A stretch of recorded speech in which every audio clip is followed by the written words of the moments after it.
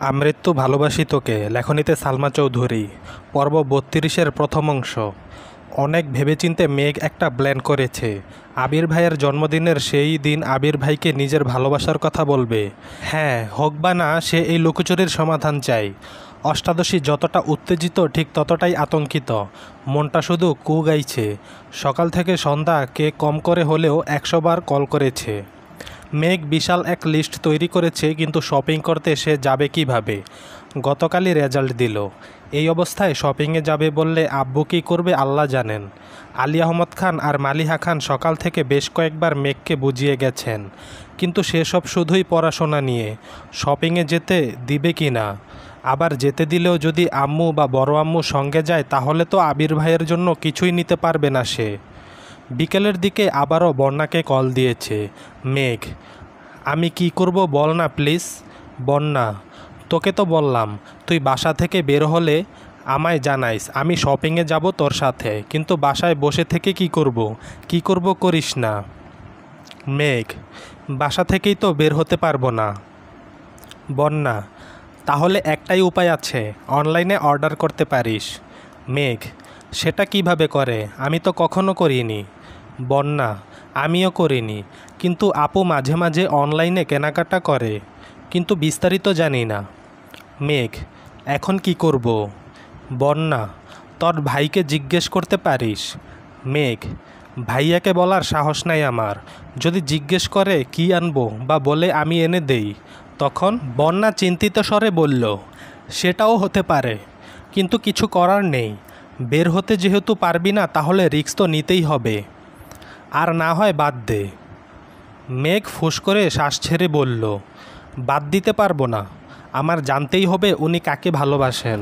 বন্যা পুনরায় বলল, যদি বলেন জান্নাত আপুকে ভালোবাসেন তখন কি করবি? মেঘের কণ্ঠস্বর ভিজে আসছে।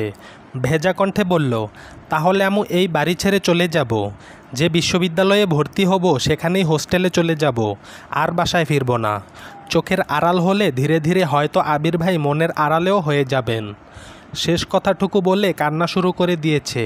বন্যা কিছু বলার আগেই কল কেটে দিয়েছে মেঘ। রাত 10টার দিকে মেঘ তানভীরের জন্য ব্যালকনিতে পায়চারি করছে। তানভীরকে কিভাবে কি বলবে সেই শব্দগুলো সাজাচ্ছে, কিন্তু অনেকক্ষণ হয়ে গেছে তানভীর ফিরছে না। কিছু একটা ভেবে মেঘ আবিরের রুমের দিকে পা বাড়ালো। দরজায় দাঁড়িয়ে আস্তে করে বলল, আসবো? আবির ফোনে কথা বলছিল। মেঘের কণ্ঠ শুনে ঘাড় ঘুরিয়ে তাকালো। ফোন কানে রেখেই বলল, আয়। মেঘ বিছানার পাশে চুপ করে দাঁড়িয়ে আছে। ফোনের ওপাশ থেকে কে যেন কি বলেছে। আবির উচ্চস্বরে হেসে উত্তর দিল, আমার চিন্তা না করে এখন নিজের চিন্তা করো, রাখছি। কল কেটে মেঘের দিকে তাকিয়ে স্বাভাবিক কণ্ঠে বলল, কিছু বলবি? আবির ভাইয়ের ফোনে বলা কথাটা মেঘের মাথায় ঘুরছে। এক মুহূর্তেই মনটা খারাপ হয়ে গেল। কার সাথে কথা বলছিল, কিসের কথায় বা বলছিল? মেঘ এসব ভাবনায় মগ্ন। আবির কপাল কুঁচকে ভারী কণ্ঠে প্রশ্ন করল, কি হয়েছে? কথা বলছিস না কেন? মেঘ নড়ে উঠল, শীতল কণ্ঠে বলল, অনলাইনে শপিং কিভাবে করে? মেঘের এমন প্রশ্ন শুনে আবির ভ্রু জোড়া কপাল তুলে অবাক দৃষ্টিতে তাকালো। আবির ভেবেছিল এখনও হয়তো রেজাল্টের চিন্তায় মেঘ মন খারাপ করে আছে, কিন্তু সে যে রেজাল্টের চিন্তা থেকে বেরিয়ে শপিং করার কথা ভাবছে বা শপিং করতে চাচ্ছে, এতে আবির খুব খুশি হয়েছে। আবির ঠান্ডা কণ্ঠে বলল, কি লাগবে বল, আমি এনে দেই। মেঘ মাথা নিচু করে জানালো, আমায় শিখিয়ে দিবেন প্লিজ। আবির নিজের ফোন থেকে কিছু টাকা মেঘের নাম্বারে দিয়ে শপিংয়ের সিস্টেম বুঝিয়ে দিয়েছে। মেঘ চলে যেতে নিলে আবির ভারী কণ্ঠে বলল, দাঁড়া। মেঘ দরজার কাছে গিয়ে দাঁড়িয়ে পড়েছে। আবির নিজের ওয়ালেট থেকে একটা ক্রেডিট কার্ড বের করে মেঘের দিকে এগিয়ে দিল। আবির পুরো কণ্ঠে জানালো, এই কার্ডটা আমার ছিল, আজ থেকে এটা তোর, যখন যা ইচ্ছে কিনতে পারিস। সাথে ক্রেডিট কার্ডের পিন নাম্বারটাও বলে দিয়েছে। আবিরের এমন কাণ্ডে মেঘ আশ্চর্য বনে গেল। জিভ দিয়ে ঠোঁট ভিজিয়ে বৃহৎ নয়নে আবিরের দিকে তাকিয়ে আছে। আবির বড় করে নিঃশ্বাস ছেড়ে ভ্রু গুটিয়ে বলল, এভাবে তাকাইস না প্লিজ। মেঘ সঙ্গে সঙ্গে মাথা নিচু করে রুম থেকে বেরিয়ে যাচ্ছে। আবির নিশ্চুপ চেয়ে আছে তার প্রিয়তমার যাওয়ার পানে।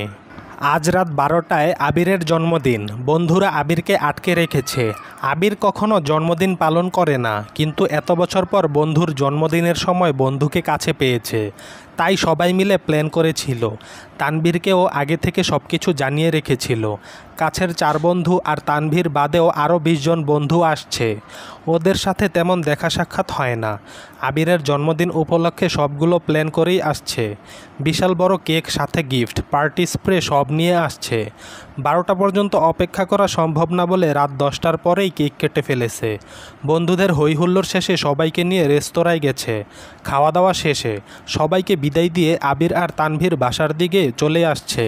ঘড়ির কাঁটা যখন ঠিক 12টায়, তখন আবির আর তানভীর বাসায় ঢুকেছে। বাড়ির সবাই অনেক আগেই ঘুমিয়ে পড়েছে। খানবাড়িতে কখনোই কারো জন্মদিন পালন করা হয় না, তাই জন্মদিন আর অন্য দিনের মধ্যে তেমন কোনো পার্থক্য নেই বললেই চলে। হাতে বন্ধুদের কিছু গিফট নিয়ে আবির রুমের দিকে যাচ্ছে। তানভীরও রুমে চলে গেছে। আবির মেঘের রুমের সামনে এসে থমকে দাঁড়ালো। একবার তাকিয়ে দেখলো, নিচ থেকেও তাকিয়ে দেখেছে ব্যালকনিতে মেঘ ছিল না। দরজাও চাপানো, লাইট অফ। প্রতিদিন অপেক্ষা করলেও আজ মেঘ ঘুমিয়ে পড়েছে। এটা ভেবে আবিরের মন কিছুটা খারাপ হলো। যত ব্যস্তই থাকুক না কেন, আবিরের মাথায় সবসময় থাকে বাসায় কেউ একজন তার অপেক্ষা করছে। ভাবতেও ভালো লাগে। তবে আজ তার ব্যতিক্রম ঘটল। আবির কয়েক মুহূর্ত থেমে আবার নিজের রুমের দিকে চলে গেল। এক হাতে গিফটগুলো নিয়ে অন্য হাতে দরজা ধাক্কা দিতেই আশ্চর্য নয়নে তাকালো। রুম জুড়ে মাটির প্রদীপ জ্বলছে। বিছানার উপর একটা কেক রাখা, তার আশেপাশে ছোট বড় বেশ কয়েকটা গিফট বক্স। অকস্মাৎ মেঘ পাশ থেকে একগুচ্ছ লাল রঙের গোলাপ আবিরের সামনে ধরে কাঁপা কাঁপা গলায় বলল, হ্যাপি বার্থডে আবির ভাই। একটা সাদা রঙের জামা পরনে, চুলগুলো ছাড়া। এই কয়েক মাসে মেঘের চুলগুলো বেশ লম্বা হয়ে গেছে। চোখে গাঢ় করে কাজল দেয়া, ঠোঁটে হালকা করে লিপস্টিকও লাগিয়েছে আজ। রুম জুড়ে জ্বলজ্বল করা প্রদীপের আলোতে মেঘকে দেখে আবির বশীভূত নয়নে তাকিয়ে আছে। বুকের বাপাশে থাকা হৃৎপিণ্ডের তীব্র স্পন্দন জানান দিচ্ছে খুব শীঘ্রই একটা অঘটন ঘটতে যাচ্ছে। আবির ফুলগুলো হাতে নিয়ে চোখ বন্ধ করে দীর্ঘশ্বাস ছাড়ল। কিন্তু হৃৎপিণ্ডের ছুটোছুটি কমছে না, বরং দ্বিগুণ বেড়ে গেছে। মেঘও তাকিয়ে আছে আবিরের মুখের পানে। আবির ভাইকে দেখে সবসময়ের মতো আজও মেঘের হৃদস্পন্দন জোরালো হলো। আবিরের মোহময় দৃষ্টি তাকে স্থির থাকতে দিচ্ছে না। মাথায় থাকা প্রশ্নগুলো ভুলতে শুরু করেছে। মেঘের কাজল দেয়া চোখ আবিরকে নিয়ন্ত্রণহীন করে তুলেছে। আবির হাতে থাকা গিফটগুলো ড্রেসিং টেবিলে রাখতে রাখতে গম্ভীর কণ্ঠে শুধালো, এসবের মানে কি? আবিরের কণ্ঠস্বরে মেঘ স্বাভাবিক হলো, মাথা নিচু করে ফেলল সঙ্গে সঙ্গে। কিছুই বলল না। নিস্তব্ধতায় কাটালো কিছুক্ষণ। আবির ফুলগুলোতে আলতো হাতে ছুঁয়ে সেগুলো বিছানার উপর কেকটার পাশে রেখে একটা ট্রাউজার নিয়ে ওয়াশরুমে চলে গেছে। আবির চলে যাওয়ায় মেঘ ধপ করে বিছানার পাশে বসে পড়েছে। আবির ভাই কিছু না বলেই চলে গেছেন। আল্লাহ জানে আজ কপালে কি আছে। আবির ভাই যদি কেক ফেলে দেন, যদি আবারও থাপ্পড় দেন, আনমনে হাবিজাবি ভাবছে। মেঘ বুঝতে পারছে না আবির ভাইয়ের জন্য অপেক্ষা করবে নাকি রুমে চলে যাবে। 5 থেকে 7 মিনিট বসে থেকে মেঘ সিদ্ধান্ত নিল রুমে চলে যাবে। তারপর আবির ভাই যা করার করতে থাকুক। মেঘ উঠে কয়েক পা এগোতেই আবির ওয়াশরুমের দরজা থেকে বলল, কোথায় যাচ্ছিস? কেক কাটবো না? মেঘের পা থমে গেছে। মাথা নিচু করে দাঁড়িয়ে পড়েছে সেখানেই। আবির ওয়াশরুম থেকে বের হয়ে একটা সাদা রঙের টি শার্ট পরেছে। হয়তো ইচ্ছে করেই পরেছে। ভেজা চুলগুলো থেকে এখনও পানি পড়ছে, তবে মোছার চেষ্টাও করছে না। মেঘের কাছে এসে দাঁড়াতেই মেঘ কিছুটা কেঁপে উঠল। এই বুঝি থাপ্পড়টা মারবেন। নিজেকে বাঁচাতে সহসা দুহাতে দুগাল চেপে ধরল। অষ্টাদশীর কাণ্ড দেখে আবির নিজেকে ভ্রুযুগল নাকের ডগায় টেনে নিল। স্বভাবসুলভ তপ্ত স্বরে বলল, এসব করার জন্যই সেদিন অনলাইনে শপিং শিখতে এসেছিলি? মেঘ মাথা নিচু করে ফ্লোরের দিকে তাকিয়ে আছে। আবির পুনরায় বলল, অনেক সুন্দর সাজিয়েছিস, অসংখ্য ধন্যবাদ। তবে এটাই যেন লাস্ট টাইম হয়। আমার জন্মদিন পালন করা ভালো লাগে না। আর এই বাড়িতে এসব কিছু চলে না। প্রথমবার পাগলামি করেছিস, তাই কিছু বললাম না। মেঘ আবিরের মুখের দিকে তাকিয়েছে। আবির তখনও তাকিয়েই ছিল। দ্বিতীয়বার সেই কাজল কালো চোখে চোখ পড়ায় আবির সঙ্গে সঙ্গে নিজের দৃষ্টি সরিয়ে নিয়ে বিছানায় চলে গেছে। এই চোখে দীর্ঘ সময় তাকালে নিজেকে নিয়ন্ত্রণ করতে পারবে না সে। মেঘও আবিরের পাশে এসে দাঁড়িয়েছে, তবে মনে থাকা প্রশ্নগুলো করার বিন্দুমাত্র সাহস অবশিষ্ট নেই। তাই ভাবল, আজকের মতো কেক কেটে এখান থেকে পালাতে পারলেই বাঁচি। আবির কেক কেটে প্রথমেই মেঘকে অল্প একটু খাইয়ে দিল। যথারীতি মেঘও খাইয়ে দিয়েছে। ফুচকা খাওয়ানোর পর আজ আবির ভাইয়ের মুখে তুলে কেক খাওয়াতে গিয়েও মেঘের সেই পূর্বের অনুভূতি কাজ করেছে। আবির নিচু হয়ে বাকি কেকটা কাটছিল, আচমকা মেঘের আঙুলে লেগে থাকা ক্রিম দু আঙুলে আবিরের গালে ছুঁয়ে দৌড় দিতে নিলে 1 সেকেন্ডেই আবির হাত চেপে ধরে ফেলল। আবির ঘুরে 2 পা এগিয়ে মেঘের কাছে গিয়ে দাঁড়ালো। আবির ভাইয়ের কাছে আসাতে মেঘ আতঙ্কে 2 পা পিছালো।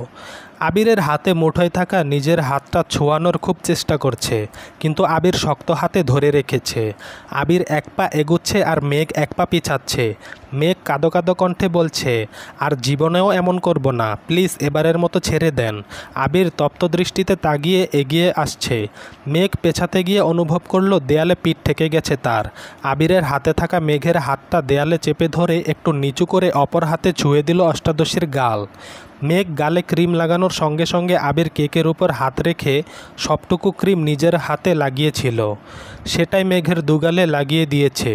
মেঘের হাত পা কাঁপছে। আবির মাথা নিচু করাতে ভেজা চুলগুলো কপালে পড়েছিল। আবির অকস্মাৎ মাথা ঝাঁকাতে কপালে থাকা চুলগুলো কিছুটা সরে গেছে। সাথে সাথে চুলের পানি ছিটকে পড়েছে অষ্টাদশীর চোখে মুখে। সহসা 2 চোখ বন্ধ করে ফেলেছে মেঘ। আবির বিরক্তি ভরা কণ্ঠে বলল, আর কত জ্বালাবি? তুই কি একটুও শান্তি দিবি না আমায়? যা না করতে বলি তাই বেশি বেশি করিস। চোখে কাজল দিতে না করেছিলাম, তারপরও কেন দিয়েছিস? আমার ধৈর্যের সীমা অতিক্রম করতে কেন উঠে পড়ে লেগেছিস? আবির বুঝতে পারছে মেঘের নিঃশ্বাস বন্ধ হয়ে আসছে। আবিরের হাতে থাকা হাতটা খুব জোরে কাঁপছে। অষ্টাদশীর সম্পূর্ণ দেহ তীব্রভাবে কম্পিত হচ্ছে। আবির আপাদমস্তক দেখল একবার। আবির মেঘের হাতটা ছেড়ে 2 পা পিছিয়ে গেল। আবির দূরে সরাতে মেঘ যেন হাঁপ ছেড়ে বেঁচেছে। দীর্ঘ শ্বাস ছেড়ে নিজেকে কিছুটা স্বাভাবিক করে রুম থেকে ছুটে পালালো। আবিরও দরজা পর্যন্ত এগিয়ে গেল। ততক্ষণে মেঘ নিজের রুমে চলে গেছে। আবির বিছানায় বসে ফুলগুলো হাতে নিয়ে গন্ধ শুকে দীর্ঘ চুমু এঁকে দিল। হাত ধুয়ে এসে ধীরে ধীরে সবগুলো গিফট খুলে দেখল। অনলাইনে ছেলেদের জন্য যা যা পেয়েছে সবই নিয়ে নিয়েছে। সবগুলোই মোটামুটি সুন্দর ছিল। আবির জিনিসপত্র সুন্দর করে গুছিয়ে রেখে ঘুমিয়ে পড়েছে। আজ শুক্রবার, সেই রাতের পর মেঘ আর আবিরের সামনে পড়েনি। ভয়ে আতঙ্কে নিজেকে রুমের মধ্যে বন্দি করে রেখেছে। আব্বুর সামনেও যায় না। দুপুরের দিকে যেই না রুম থেকে বের হতে যাবে তখনই আবিরের মুখোমুখি হলো। আবির নামাজের জন্য বের হইতেছিল। মেঘকে দেখে থামলো, মৃদুস্বরে বলল, নামাজ পড়ে রেডি হইস, একটা প্রোগ্রামে নিয়ে যাব তোকে। মেঘ আস্তে করে বলল, কিসের প্রোগ্রাম? আবির ঠান্ডা কণ্ঠে উত্তর দিল, সেটা গেলেই বুঝতে পারবি। রেডি হয়ে বের হয়ে পড়িস, আমি বাহিরেই থাকবো। মেঘ আর কিছু বলল না। আবির টুপি মাথায় দিতে দিতে বাসা থেকে বেরিয়ে পড়েছে। আবিরের কথা মতো নামাজ পড়ে মেঘ একটা গর্জিয়াস ড্রেস পরে সুন্দর করে সেজেছে। তবে আজ ভুল করেও সে কাজল হাত দেয়নি। ঘন্টা 2 পর মেঘ রুম থেকে বেরিয়েছে। বিকেলবেলা ড্রয়িং রুম সবসময় ফাঁকা থাকে, তাই কারো কোনো প্রশ্নের সম্মুখীন হতে হয়নি তাকে। বাসা থেকে বের হয়ে কিছুটা যেতেই চোখে পড়ল আবির ভাই দাঁড়িয়ে আছে। প্রতি শুক্রবারের মতো আজও পাঞ্জাবি পরেছেন, তবে আজকেরটা একটু গর্জিয়াস। মেঘ কাছাকাছি আসতেই আবির মৃদু হেসে বলল, মাশাআল্লাহ, অনেক সুন্দর লাগছে তোকে। মেঘ মাথা নিচু করে বিড়বিড় করে বলল, আপনাকেও অনেক সুন্দর লাগছে। আবির কথাটা শুনে নিঃশব্দে হেসে হেলমেট পরে নিল। তারপর মেঘকেও নিজের হাতে হেলমেট পরিয়ে বাইক স্টার্ট দিল। 30 মিনিটের রাস্তা জ্যাম পেরিয়ে 1 ঘন্টা 30 মিনিটে পৌঁছেছে। বাইক পার্ক করে মেঘকে নিয়ে ঢুকলো একটা কমিউনিটি সেন্টারে। মেঘ কিছু জিজ্ঞেস করতে গিয়েও ভয়ে জিজ্ঞেস করতে পারছে না, তাই বাধ্য মেয়ের মতো আবিরের পিছন পিছন গেট পেরিয়ে ভেতরে ঢুকলো। কিছু দূর যাওয়ার পরই চোখ পড়ল স্টেজের দিকে। অসংখ্য ফুল দিয়ে সাজানো সুন্দর একটা স্টেজে লাল লেহেঙ্গা পরে বউ বেশে বসে আছে এক সুন্দরী। ওনার পাশে জামাই সেজে এক সুদর্শন এক পুরুষ বসে আছে। ফটোগ্রাফার বিভিন্ন স্টাইলে তাদের ছবি তোলায় ব্যস্ত। মেঘ স্টেজের দিকে তাকিয়ে সেই দৃশ্য দেখে চমকে উঠে বলল, জান্নাত আপু, চলবে। গল্পটি কেমন হয়েছে লাইক ও মন্তব্য করে অবশ্যই জানাতে ভুলবেন না। চ্যানেলটি সাবস্ক্রাইব করে পাশে থাকবেন। ধন্যবাদ।